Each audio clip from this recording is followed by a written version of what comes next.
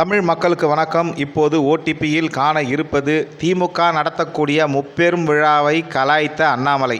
மேலும் தனக்கு மந்திரி பதவி வேண்டாம் என்றும் தெரிவித்த அண்ணாமலை. வரக்கூடிய ஜூன் 15ஆம் தேதி முப்பெரும் விழாவை ஸ்டாலின் அவர்கள் தலைமையில் நடத்துவதாக அறிந்து கொண்டேன்.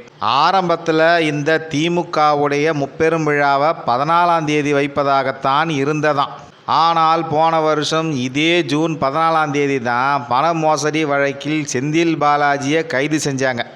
அந்த நாளில் இந்த விழாவை வச்சா அதையும் சேர்த்து நாற்பெரும் விழாவாக நடத்த வேண்டிய தர்ம சங்கடம் ஏற்பட்டுவிடும் என்று உணர்ந்து தான் ஒரு நாள் அந்த நிகழ்ச்சியை தள்ளி வைத்திருக்கிறார்கள் என்றும் கேள்விப்பட்டேன். வாழ்த்துகள்.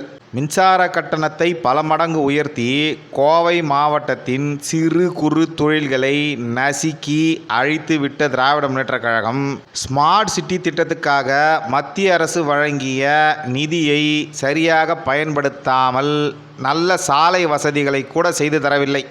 ஒரே ஒரு துறை விடாமல் அனைத்து துறைகளிலும் கமிஷன் கலெக்ஷன் என்று அதிகாரத்தை முழுமையாக துஷ்பிரயோகம் செய்துவிட்டு 3 ஆண்டுகளை வீணடித்து விட்டார்கள். இந்த நிலைமையில் இவர்களுக்கு முப்பெரும் விழா ஒரு கேடா என்று மக்கள் கேள்வி கேட்பார்கள்.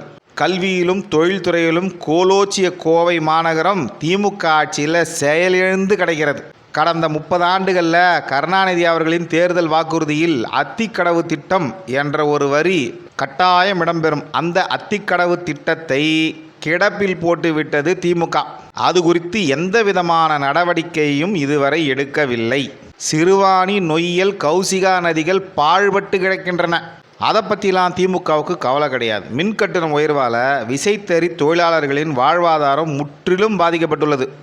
அதை பற்றியும் எந்த கவலையும் இல்லாமல் தன்னுடைய வாரிசுக்கு முடி சூட்டுவதில் ஸ்டாலின் அவர்கள் மும்முரமாக இருக்கிறார்.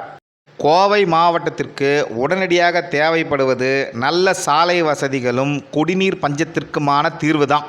ஏற்கனவே மாநகரம் முழுக்க குப்பையை அகற்றும் பணி சரியாக நடைபெறவில்லை. இந்த நிலைமையில் இந்த முப்பெரும் விழாவை நடத்தி எல்லா பகுதிகளிலிருந்தும் குப்பையை எடுத்துன்னு வந்து போட்டு கோவை மாநகரத்தையே ஒரு குப்பை கிடங்காக மாற்றப் போகிறீர்கள். இந்த விழாவின் மூலமாக விளையப் போவது இது ஒன்று தான். உண்மையிலேயே திமுகவுக்கு மக்கள் மீது அக்கறை இருக்குமானால் அந்த மக்களின் 60 ஆண்டு கால கோரிக்கையான அவிநாசி அத்திக்கடவு திட்டத்தை நிறைவேற்றியிருக்க வேண்டும்.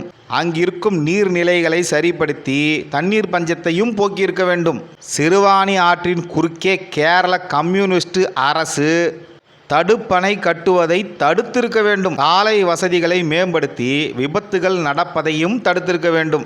ஆனால் இந்த நன்மைகள் எதையுமே செய்யாமல் வீண் விளம்பரத்துக்காக இப்படி ஒரு விழா எடுப்பதால் மக்களுக்கு எந்த விதமான பயனும் இல்லை. இப்படி திமுகவோட முப்பெரும் விழாவை அண்ணாமலை எக்ஸ் தள பதிவில் போட்டு தாக்கியிருக்கிறார்.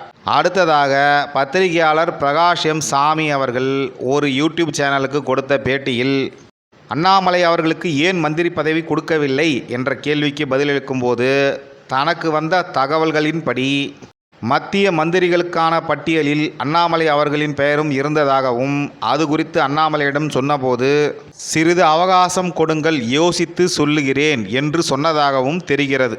பிறகு மந்திரி பதவியே வேண்டாம் என்றும் சொல்லிவிட்டாராம். தமிழக பாஜகவை மிகப்பெரிய அளவில் வளர்த்தெடுக்க வேண்டிய கடமை தனக்கு இருப்பதாகவும் அதனால்தான் வேண்டாம் என்றும் கூறியதாகவும் தெரிகிறது.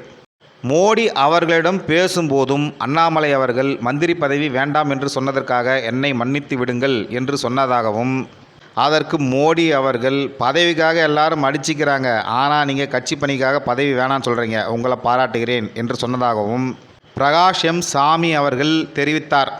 இதில் உண்மை இருக்குமா என்றால் கண்டிப்பாக இருக்கும். ஏன்னா நம்ம ஊர் ஊபிஸ் எல்லாருமே ஆரம்பத்தில் அண்ணாமலை மந்திரி ஆகி போயிடுவார் என்றும் தமிழிசை இங்கே தலைவராகிடுவாரும் தான் சொல்லிகிட்டு இருந்தாங்க. அதுதான் அவங்களுடைய ஆசையும் கூட. அவங்க தலையில் மண்ணை அள்ளி போடும் விதமாக மீண்டும் அண்ணாமலை அவர்களே தமிழக பாஜக தலைவராக வந்து விட்டார். வேட்டை ஆரம்பம். நன்றி, வணக்கம்.